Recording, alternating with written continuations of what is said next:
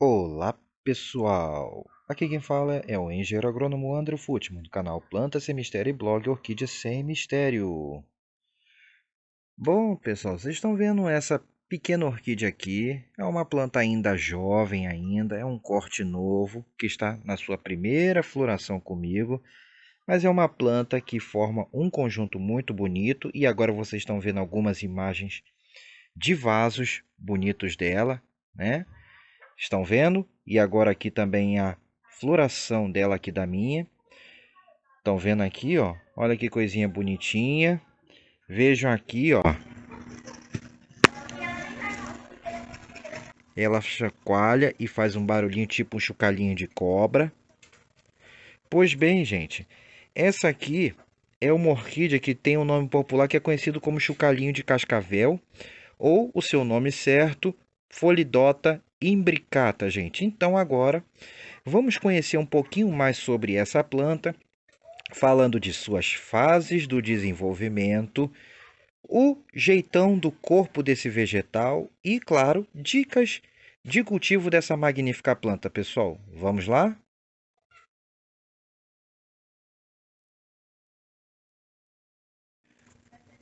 Bom, pessoal, então começando agora aqui com as fases do desenvolvimento da Pholidota imbricata. Vocês estão vendo aqui, nós estamos em março, hoje é dia 12 de março, 12 não, 11 de março. E vocês podem notar que ela está florida e começando a floração. Pois bem, pessoal, a floração dessa planta, ela ocorre no período do final do verão até mais ou menos o meio do outono. Então não é raro ver essa planta florida agora, em março, até maio, estourando junho, a gente pode ver essa planta florida. Até quase o meio do ano ainda pode ver essa planta florida, sendo que o auge dela é agora no início do outono, pessoal. Então vocês podem ver aqui suas hastes abertas, ó. Essa aqui está começando a abrir e esse é o período. E aí a gente vai notar aqui o seguinte, ó. O broto da onde está saindo a haste, ele ainda está em fase final de maturação. Então, ó, a palha que o recobre ainda não secou completamente e ele está terminando de engordar. Esses aqui não vão ficar muito gordinhos, mas olhem aqui, ó. Então ele está terminando, ó. O bulbo já está completamente desenvolvido, já está secando. Então ele está na sua fase final de maturação, pessoal. Então, normalmente, quando essa planta está para florir, esse bulbo ele só vai entrar em maturação quando a haste já estiver praticamente aberta na sua e assim ele vai completar o seu ciclo.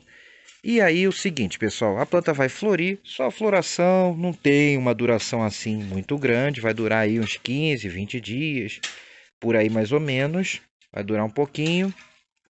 E depois então as hastes vão secar, vão cair, vai amarelar tudo isso aqui e vai cair. Aí vamos entrar no inverno, pessoal, e essa planta vai ficar com pouca atividade.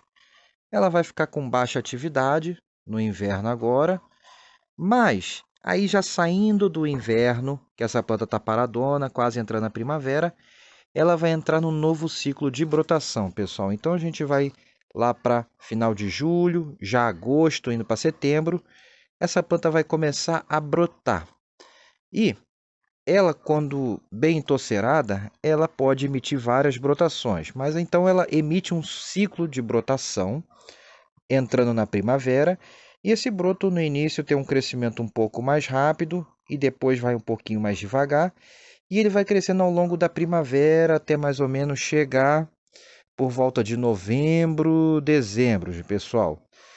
E quando chega por volta de novembro, dezembro, mais ou menos, aí o que acontece? O broto ainda novo, ainda não está com bulbo formado nem nada, está começando a emitir sua folha. Ele começa, quando já está apto a florir, a emitir a sua haste floral, que é esse fininho que vocês estão vendo aqui, ó. É bem fininha mesmo, até meio ruim de ver. Mas vocês estão vendo aqui, ó, vou pegar ela, ó. Ela começa a emitir lá para novembro, dezembro a sua haste floral. Isso mesmo, pessoal. Mas não quer dizer que ela vai florir logo. Não. Aí a planta também já estará enraizando nesse período E aí, entrando o verão, o broto ainda começando a maturação, a engordar e a folha a expandir, a haste floral também vai crescendo bem lentamente. As raízes da planta vão se desenvolvendo ao longo do final da primavera e no verão, e a haste vai crescendo. E essa haste floral, ela vai crescendo bem lentamente, começando lá ainda na primavera, passando todo o verão. Vocês vão notar que o crescimento é bem devagar, são poucos centímetros por mês. Passa o verão inteiro crescendo e nada de floração, e o broto continua o seu amadurecimento ao longo do verão. Aí nós chegamos no finalzinho do verão, como agora, início do outono, começa a formar os cachos, e aí, com o crescimento mais acelerado do cacho, vem a floração, como vocês podem ver aqui, ó. E aí ela abre quase toda de uma vez, ela de repente dá uma esticada no crescimento no final do verão, início do outono, e pronto. Aí ela abre e vem a sua floração, gente, que é pendente, como vocês podem ver aqui. Beleza? E aí depois o bulbo se torna maduro novamente, a palha externa seca e o ciclo vai se repetir, pessoal. Então essas são as fases do desenvolvimento da Polidota imbricata, o nosso chocalhinho de cobra, beleza? Agora vamos falar um pouco do jeitão do corpo dessa planta. Vamos lá então?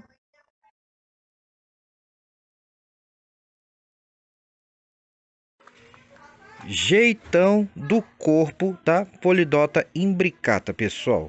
Então, para começar como sempre nessa etapa, vamos falar de suas raízes. Bom, as raízes da Polidota imbricata, vocês podem ver aqui, ó, são bem fininhas, são raízes do tipo fina. E por que é importante a gente saber que é fininha, gente? Porque isso aqui vai implicar quando eu falar lá na hora do substrato para essa planta, beleza? Então, uma raiz bem fina, a raiz esbranquiçadinha, fina, com a ponta clara, aqui, ó, meio avermelhadinha, que vocês podem ver. É uma raiz fininha. Bom, abundante. E como eu falei, essa é uma planta ainda jovem, então ela ainda está só começando a sua vida aqui, só o seu entorceiramento. Aí saímos das raízes e vamos para o rizoma e os pseudobulbos. Para começar, né, o rizoma dessa planta, pessoal, ele é bem colado, então você quase não vê rizoma nessa planta. Vocês podem ver aqui, ó, os bulbos ficam bem coladinhos um no outro, então um rizoma bem curtinho, quase imperceptível.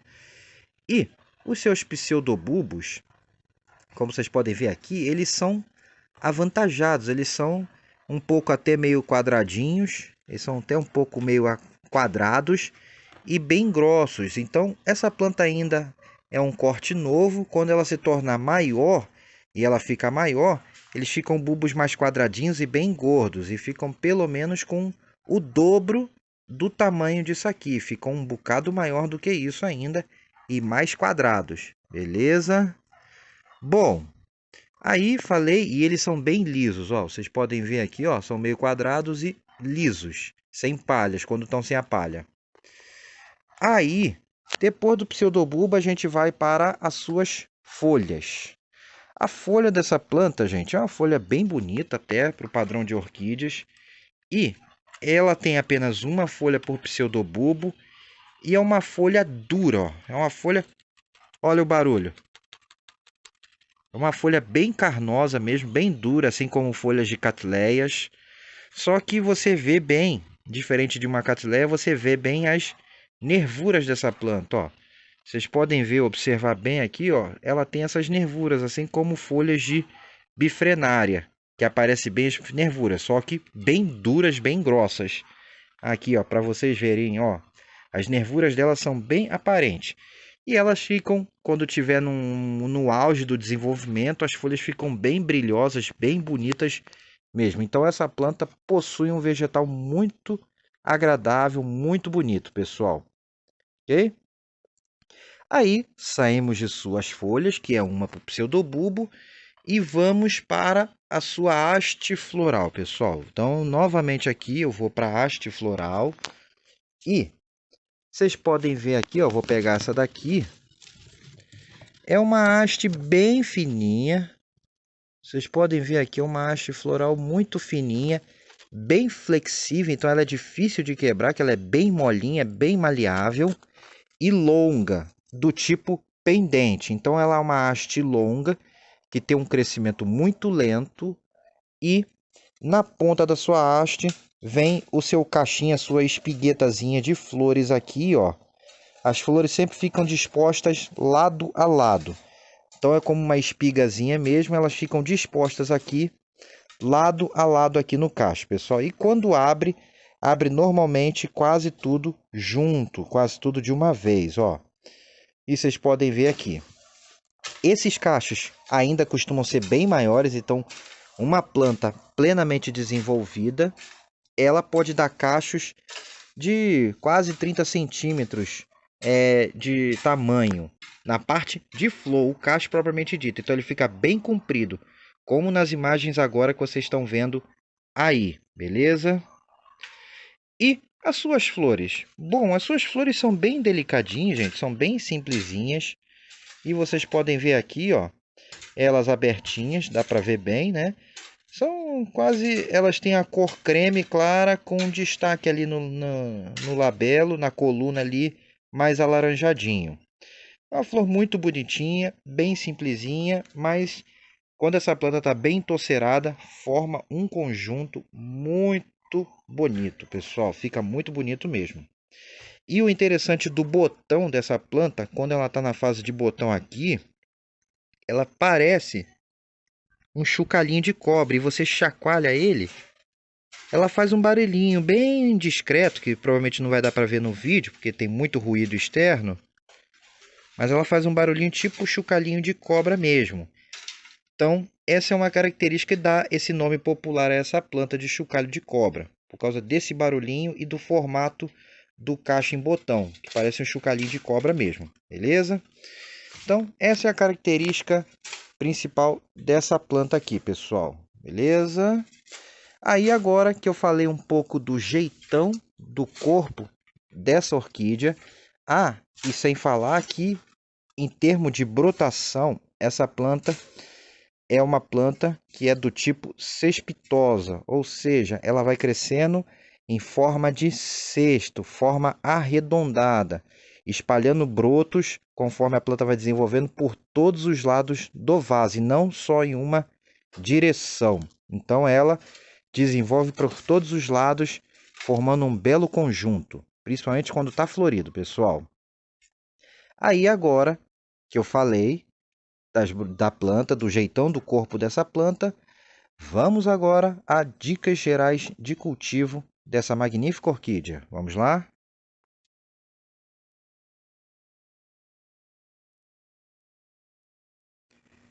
Dicas de cultivo da Pholidota imbricata, pessoal. Bom, primeiro em relação a clima e ambiente para essa planta. Essa é uma planta fácil de cultivo, de fácil adaptação. Ela se adapta desde locais que são mais frios, como em São Paulo, em locais mais altos, até locais mais quentes, como por exemplo onde eu estou aqui. Então, uma planta de fácil adaptabilidade. Aguenta temperaturas mais baixas e temperaturas mais altas também. Então, é uma planta bastante tranquila de se cultivar, que dá para cultivar em vários locais diferentes do nosso Brasil. Em termos de luminosidade, a Pholidota ela gosta de local bem iluminado, gente. Então, vocês veem, ela está aqui no varal principal do orquidário, porque é uma planta que aprecia uma boa luminosidade para os bulbos desenvolver bem. Então, é uma planta que gosta de bastante luz. Um sombrite, ela pode ficar na beirada de uma varanda, pegando no máximo um solzinho muito fraquinho da manhã, bem fraquinho mesmo, ou embaixo de um telado de sombrite entre 60% a 70%, se não tiver plástico agrícola, claro, pegando um sol filtrado o dia todo. Aí é o ideal para ela. Em relação à ventilação, a planta que gosta de ventilações moderadas, sem exageros e sem ser local abafado demais. E em termos de umidade, é uma planta que aprecia ambientes úmidos, como vocês estão vendo aqui, está até cheio de mato. mas é um ambiente úmido. Então, precisa de ambientes úmidos com boa ventilação. Aí, agora que eu falei um pouco disso, vamos falar de vasos e substratos, pessoal. Então, agora, em questão de vasos de substratos para essa planta, assim como outras orquídeas, ela pode ser plantada em cachepôs, ou em vasos de plástico, ou em vasos de barro. Até toquinho também pode, mas por ser uma planta de crescimento cespitoso, o cultivo em vasos ou cachepôs dessa planta funciona até melhor do que toquinho, pessoal. Beleza? Então, é uma ótima pedida vasos ou cachepôs para a Polidota. E em relação a substrato, e aí, como eu disse, como ela tem a raiz fininha, o seu substrato deve ser mais fino. E o que a gente pode usar na mistura de substrato para essa planta? É uma planta bem tranquila, de fácil cultivo, rústica. Podemos usar aqui, como eu estou, por exemplo, aqui usando a mistura de brita, brita número 0. Vocês podem botar brita 0 com um pouquinho de brita 1, se quiser. Carvão também, misturado do mesmo tamanho, ó, quebrado mais ou menos do mesmo tamanho. Casca de pinos ou casca de macadâmia também pode usar. E se quiser usar um pouquinho de esfagno por cima só para dar um pouco de umidade, principalmente se a planta for recém-plantada, for um corte novo e tudo, para ela ajudar no pegamento, também vocês podem fazer. Então, é uma planta bem tranquila que aceita os mais diversos tipos de substratos normalmente utilizados em orquídea, mas usem ele num tamanho mais fino, como a Brita Zero. Usem a Brita Zero como base para o tamanho do substrato dela, pois sua raiz é bem fininha, pessoal. Aí, uma vez que eu falei de substrato, vamos falar da rega e adubação dessa orquídea.